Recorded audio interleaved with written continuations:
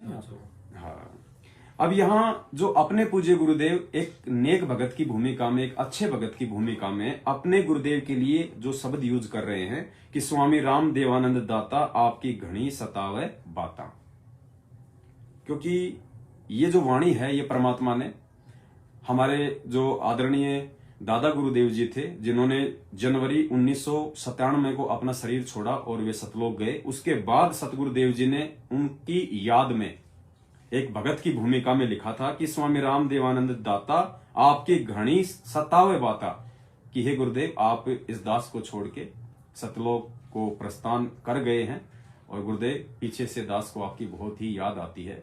याद आने का मतलब वो मोह ममता वाला नहीं, परमेश्वर याद आने का यहाँ पे इशारा कर रहे हैं कि आपकी बातें, आप हमें कितना प्यार करते थे, आप हमें कितने प्यार से समझाते थे, आप कितने अच्छे थे, आप कितने प्यारे थे, आपने हमारा मार्गदर्शन किया भगत की भूमिका में। बाकी तो मालिक स्वयं पूर्ण परमेश्वर है, जगत गुरु है, उनका तो कोई गुरु नहीं हो सकता, लेकिन हम जैसों को, अज्ञानियों को, मंद बुद्धियों को एक शिक्षा देने के लिए परमात्मा एक नेक भगत की भूमिका के दौरान यहाँ पे ये शब्द यूज कर रहे हैं। तो हमारे गुरुदेव तो यही है, हमारे सामने है, प्रकट है, विद्यमान है, साक्षात है पृथ्वी। तो हमने यहाँ पे क्या शब्द यूज करने हैं, हमने क्या चौपाई यूज करनी है, और इस चौपाई को आप जी नोट कर लेना, आप जी रजिस्टर में लिख लीजिएगा कि हमने इस पूरी चौपाई की जगह हमने किस चौपाई का यूज करना है अपने गुरुदेव की महिमा में। क्योंकि ये कोई आदरणीय गरीबदास जी महाराज जी की वाणी नहीं है जिसको हम चेंज कर रहे हैं, हम उन वाणियों को चेंज करने के अधिकारी नहीं है। और जहां जहां भी आदरणीय गरीबदास जी महाराज जी के जो सदग्रंथ साहिब से जो ये वाणियां हैं जिनमें तू तेरी थारी है, हम इनको चेंज नहीं कर रहे पुण्यात्माओं, हम केवल बोल रहे हैं।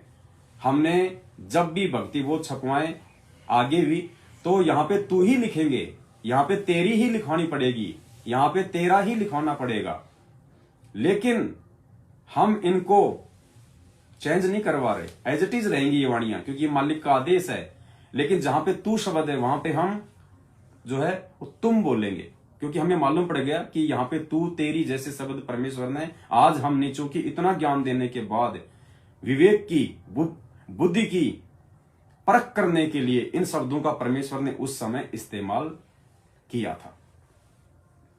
लेकिन ये जो वाणी है जो लास्ट की, जिसको हम कह रहे हैं कि हम इसको सतगुरुदेव जी के आशीर्वाद से, ज्ञान आधार से हम इसको पूरा का पूरा चेंज करेंगे, क्योंकि ये जिन्हें हम कबीर जी मानते थे, जो 650 साल पहले आए थे दाढ़ी और मूछ वाले रूप में, ये उनकी वाणी नहीं है, यानी उस समय लिखी हुई वाणी नहीं है। ना ही ये 250 साल पहले जब बंदी छोड़ गरीबदास जी महाराज जी आए थे तो ये उस समय उनके माध्यम से लिखी हुई वाणी है। ये हमारे जो बंदी छोड़ हैं, वर्तमान के जो कबीर हैं, सतगुरु रामपाल जी परमेश्वर जी, उन्होंने अपने गुरुदेव की भूमिका में ये वाणी लिखी हुई है। और जितने भी भाई जो कमेंट्स जो कर रहे हैं कि भाई हमने यहाँ पे ये लिखना है, हमने यहाँ पे ये लिखना है, बहुत अच्छी बात है, दया है परमपिता परमेश्वर जी की। तो आप सभी, क्योंकि आप सभी भाई बहनों की जो अंतर आत्मा की जो इच्छा है, उन सभी को परमेश्वर ने पहले ही नोट कर लिया, क्योंकि मालिक अंतर्यामी है। परमेश्वर ने उसी हिसाब से हम नीचों के अंदर ये प्रेरणा करके, दास यहीं पे है, जयपुर में है, कजोड़ भाई के पास में है, सामने बैठे हैं, अभी थोड़ी देर में आपको सत्संग भी करेंगे। तो परमेश्वर ने प्रेरणा करके हम नीचों से आपके भावों को देखते हुए, क्योंकि मालिक तो अंतर्यामी है, हमने सोचा भी नहीं होगा उससे पहले, और आप लोगों ने भी नहीं सोचा होगा उससे पहले, उस अंतर्यामी परमात्मा ने हम सबकी भावनाओं को ध्यान में रखते हुए मालिक ने उन्हीं शब्दों का प्रयोग करवाया है जो हम सब के लिए उचित होगा। तो यहां पे हमने जो वाणी यूज करनी है वो हमने ये करनी है, आप जी नोट कर लीजिएगा।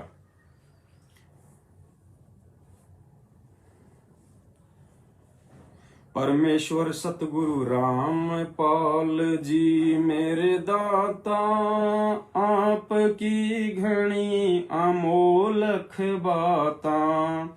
परमेश्वर सतगुरु रामपाल जी मेरे दाता, आपकी घनी अमोलख बाता।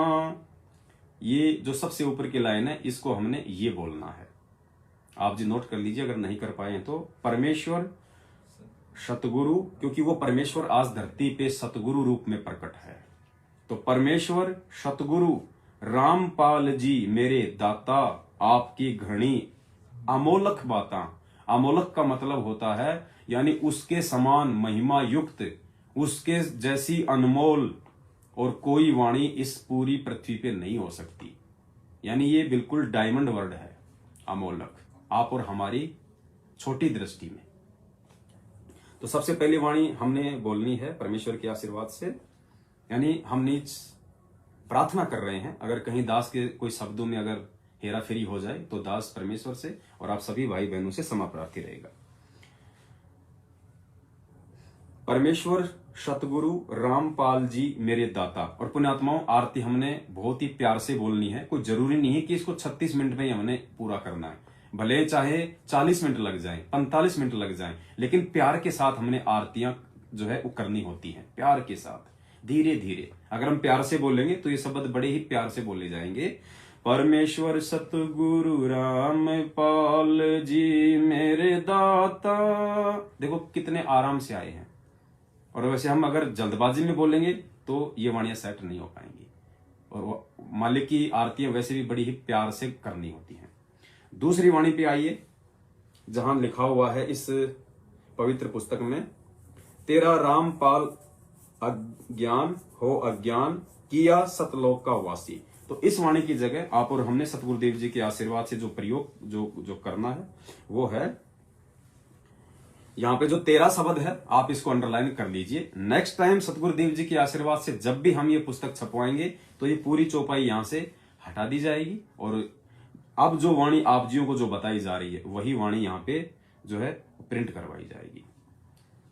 तो वो तो बात की बात है। अब हमने अब आपके पास फिलहाल जो ये पवित्र पुस्तक है, तो आपने यहां पे 13 की जगह लिखना है थारा, थारा। और क्या बोलना फिर, परमेश्वर सतगुरु रामपाल जी मेरे दाता आपकी घनी अमोलक बाता। थारा पवन दास अज्ञान अज्ञान की जो सत्यलोक का वासी। यानी थारा पवन दास अज्ञान, आप जी का नाम है राम सिंह तो आप बोलेंगे थारा राम सिंह अज्ञान। आप यदि बहन है तो बोलेंगी थारी थारी गुड्डी दासी अज्ञान, थारी नीतू दासी अज्ञान, थारी चिंता दासी अज्ञान, थारी मधु दासी अज्ञान, थारी सुमन दासी अज्ञान। इस प्रकार से बोलना है। और भाई है तो थारा पवन दास अज्ञान, थारा कजोड़ दास अज्ञान, थारा रामदेव दास अज्ञान। इस प्रकार से हमने इन शब्दों का प्रयोग करना है। और आगे, कीजियो सतलोक का वासी। कीजियो यानी हम परमेश्वर से अरदास कर रहे हैं कि हे परमेश्वर हमें सतलोक का वासी करना परमात्मा। कीजियो सतलोक का वासी, कीजियो। थारा पवन दास अज्ञान, कीजियो सतलोक का वासी। तो इस प्रकार से आपने अपने नाम का यूज करते हुए अपने परमेश्वर से सतलोक की भीख मांगनी है। उम्मीद करता हूं आप जी ने नोट ये कर लिया होगा।